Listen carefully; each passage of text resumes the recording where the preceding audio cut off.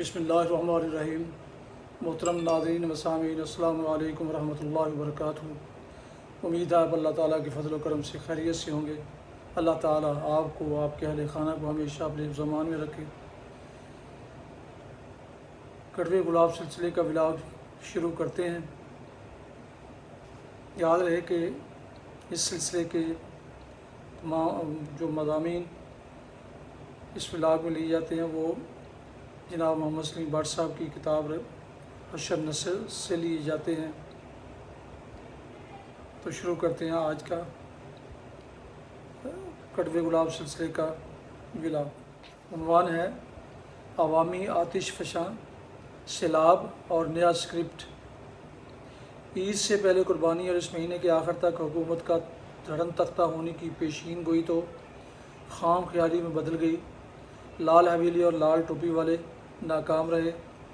پس چلمن حلقوں نے جاوید ہاشمی کے بقول واضح طور پر بتا دیا کہ نہ تو آپ عوام کی معقول تعداد اکٹھی کر سکے اور نہ ہی طاہر القادری اسمبلیوں پر حملہ کر سکے۔ اس لیے استعفے بھی نہیں آئے۔ اس ساری صورتحال پر آفتاب شیرپاؤ کا جملہ حرف آخر ہے، نئے پاکستان کا اسکرپٹ کسی پرانے پاکستان والے نے لکھا تھا۔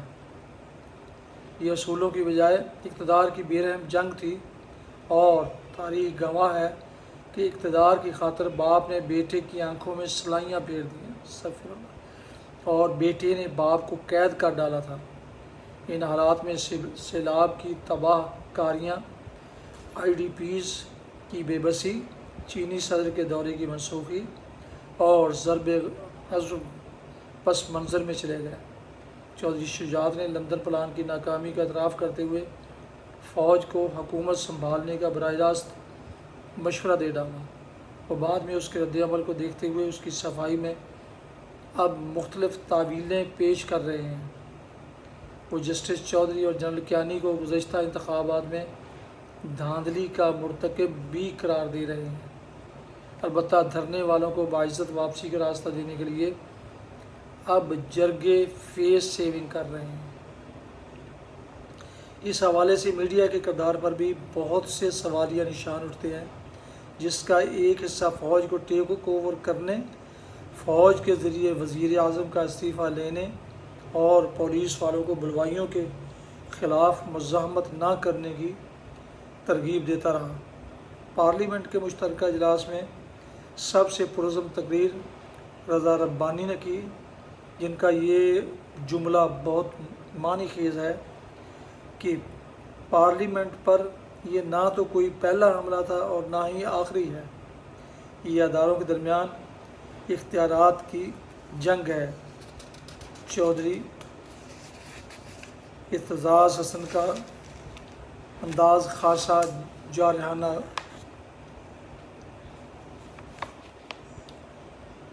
ایل پی جی کوٹا اور لینڈ مافیا کے ترجمان کے حوالے سے وہ چودھری نثار پر خوب گرجے، مگر ان کا کہنا یہ تھا کہ دھرنے والوں کا پلان ABC ناکام ہو چکا ہے۔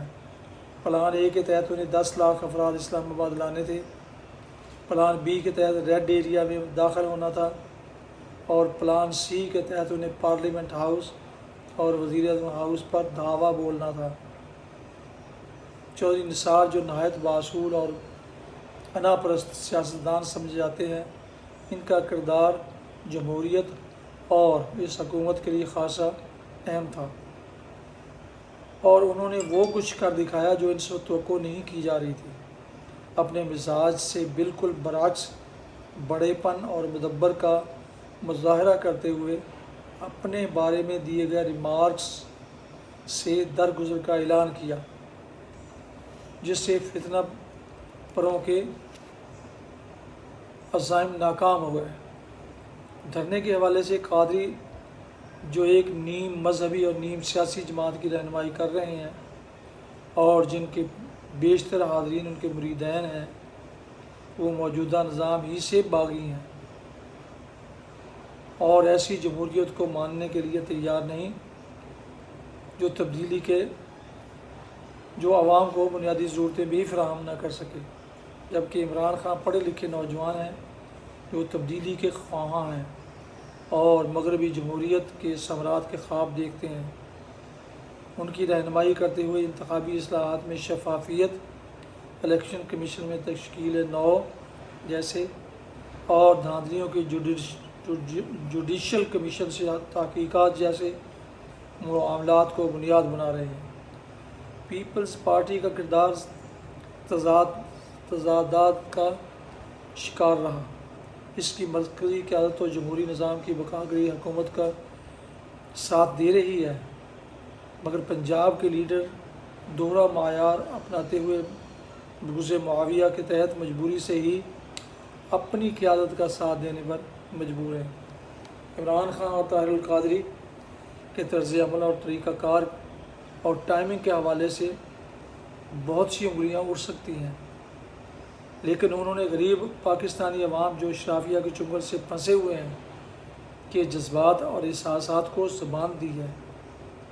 اس دھرنے کا ایک مثبت پہلو یہ بھی ہے کہ اب منظرنامہ بدل چکا ہے، پاکستان کروٹ لے چکا ہے، آتش فشاں پھٹنے کو ہے۔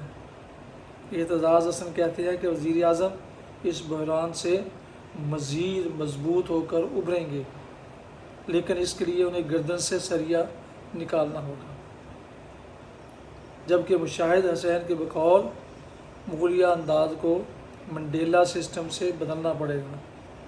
حکومتی عہدے اپنے رشتہ داروں میں بانٹنے کی بجائے میرٹ کو بنیاد بنانا اور وزراء کا تکبر، عوام سے دوری اور پارلیمنٹ کو اہمیت نہ دینے کی روایتی روش کو ترک کرنا پڑے گا، اور پارلیمنٹ کو محض ضرورت کے وقت ڈھال کے طور پر استعمال کرنے کی روایت بھی چھوڑنی پڑے گی۔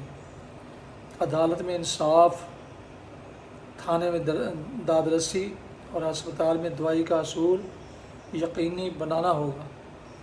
دنیا کے لاہور سے باہر نکل کر دیکھنا ہوگا، اب عوام کو جمہوریت کے لالی پاپ سے مزید بہلایا نہیں جا سکتا، جو حکومتی طرز عمل اور اپنی معاشرتی زندگیوں میں جوہری تبدیلیوں سے کسی کم پر راضی نہیں۔ اس بحران کے ٹل جانے کے بعد بھی اگر لیپا پوتی سے کام چلانے کی کوشش کی گئی تو حکمران دھرنوں سے بھلے ہی نجات حاصل کر لیں، لیکن ایک اور آتش فشاں کسی اور جگہ پٹنے کے لیے تیار ہے۔ اس معاملے کا ایک افسوسناک پہلو یہ بھی ہے کہ کشمیر اور پنجاب میں تباہی مچانے کے بعد سیلاب سندھ کا رخ کر رہا ہے، مگر تمام سیاستدانوں اور میڈیا کی توجہ دھرنے جس کی کڑی کھل چکی ہے پر توجہ مرکوز کیے ہوئے ہے۔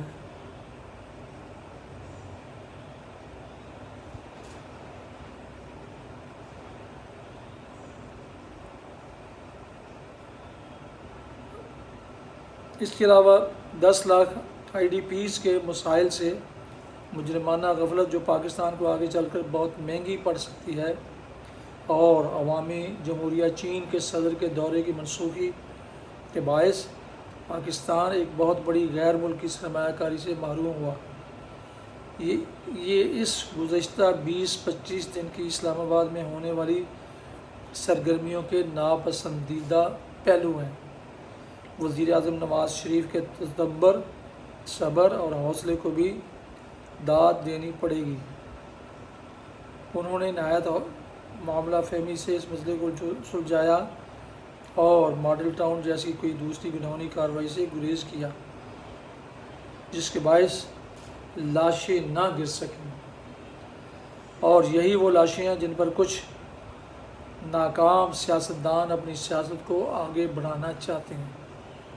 پاکستان میں اب جمہوریت کے حقیقی ثمرات عوام تک پہنچنا چاہیے، ورنہ عمران خان یہ کہنے میں حق بجانب ہوں گے کہ ایسی مصنوعی اور ناقص جمہوریت تو مصر میں حسنی مبارک اور زمبابوے میں رابرٹ مگابے بھی لے کر آئے تھے۔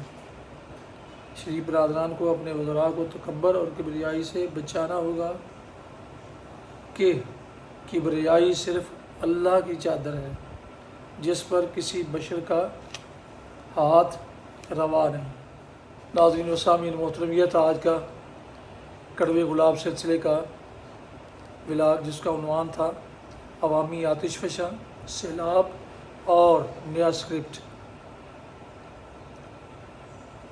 جیسا کہ پہلے بیان کیا گیا کہ یہ مضمون جناب محمد سلیم بٹ صاحب کی تصنیف اشہد نشر سے لیا گیا ہے۔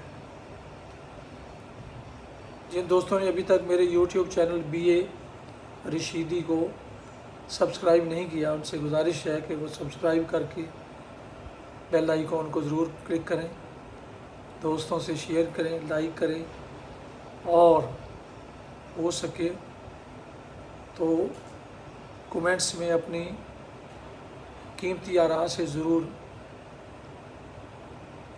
اظہار کیجیے گا۔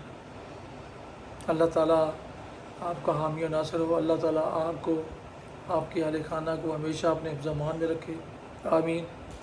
اپنا اور دوستوں کا بہت خیال رکھیے گا، مجھے بھی دعا میں یاد رکھیے گا۔ اللہ تعالیٰ آپ کو اپنی حفظ و امان میں رکھے۔ السلام علیکم ورحمۃ اللہ وبرکاتہ۔ پاکستان زندہ باد۔